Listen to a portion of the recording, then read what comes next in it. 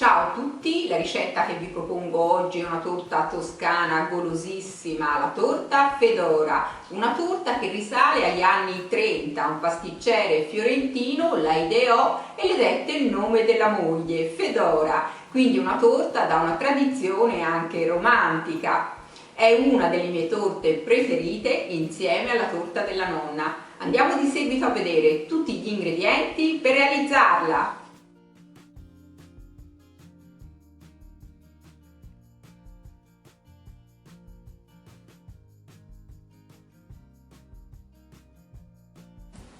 Preparo il cioccolato plastico, metto il cioccolato fondente in un pentolino sul fuoco e lo faccio sciogliere a bagnomaria.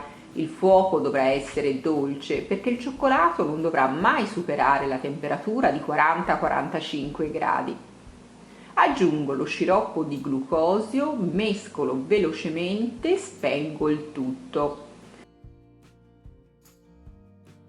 Lascio intiepidire il cioccolato, dopo lo metto sul piano di lavoro, lo lavoro brevemente fino a formare un panetto, lo ricopro con della pellicola trasparente e lo lascio riposare per 4-5 ore. Preparo il pan di spagna, metto le uova a temperatura ambiente nel contenitore della planetaria, le uova a temperatura ambiente perché andranno a montare meglio, aggiungo lo zucchero e di seguito l'estratto di vaniglia che potete sostituire con una bustina di vanillina oppure con l'aroma di vaniglia. Faccio andare la planetaria per 10-15 minuti, dovrò andare ad ottenere un composto bello gonfio, soffice e biancastro. Il composto dovrà scrivere, praticamente se lo sollevo e lo lascio ricadere, dovrà rimanere sopraelevato.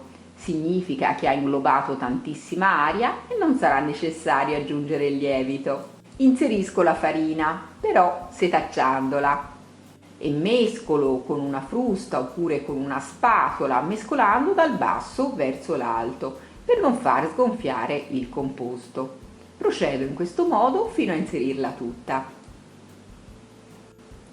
Ho imburrato leggermente una teglia rettangolare e poi rivestita di carta forno, ci distribuisco il composto all'interno e a questo punto posso infornare in forno caldo statico a 180 gradi per 20-25 minuti.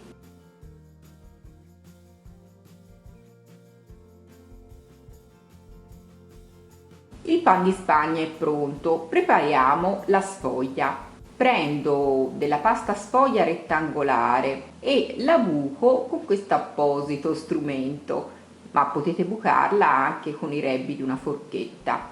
Maltrattatela bene così almeno non andrà a gonfiare eccessivamente. A questo punto metto dello zucchero semolato su tutta la superficie della sfoglia e metto in forno caldo statico a 200 gradi per 12 minuti o fino a quando non sarà dorata.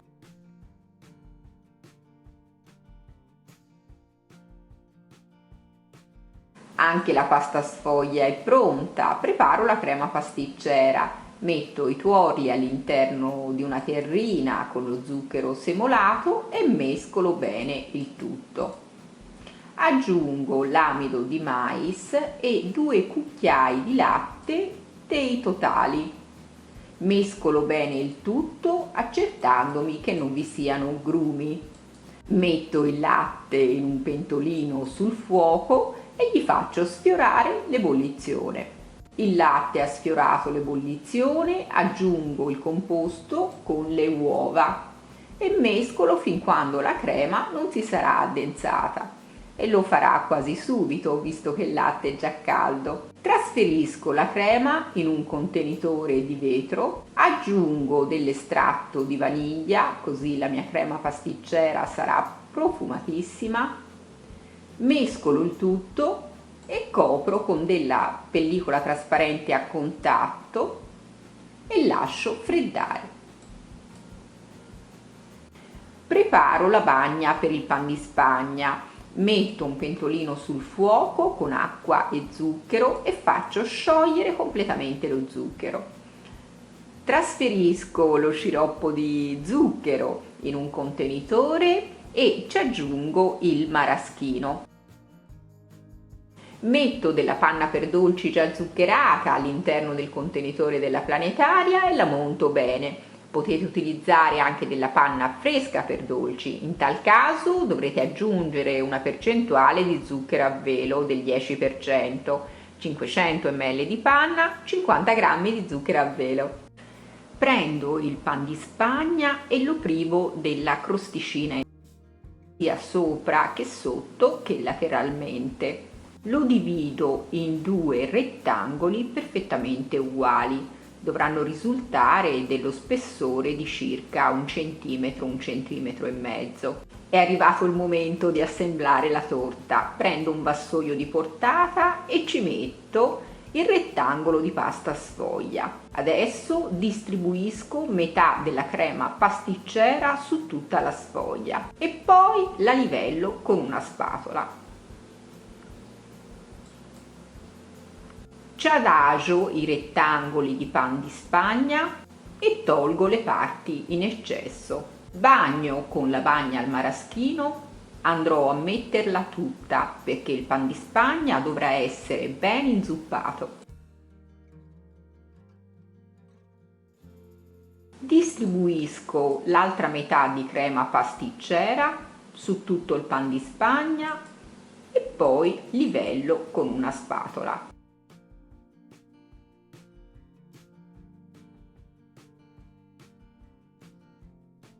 È arrivato il momento di distribuire tutta la panna sulla superficie della torta.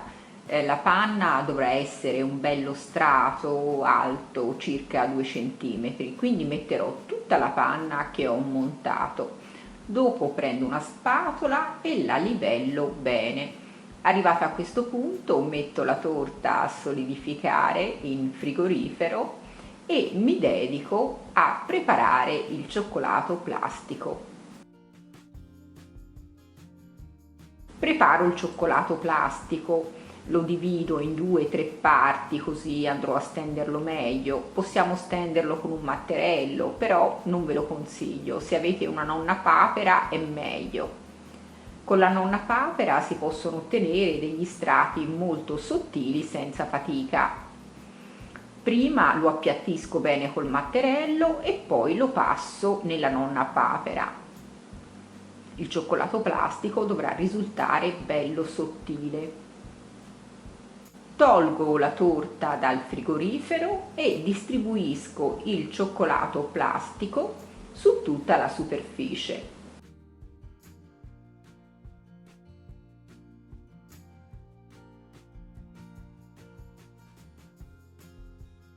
Col cioccolato plastico avanzato mi dedico a realizzare delle decorazioni.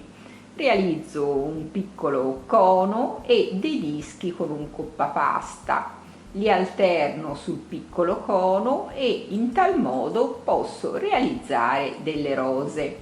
Maneggio poco il cioccolato plastico perché è sottile e tende a sciogliersi.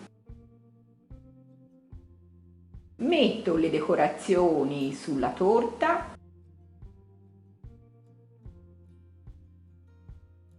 e spolverizzo con zucchero a velo vanigliato. A questo punto ripongo nuovamente la torta a riposare in frigorifero e poi l'assaggio.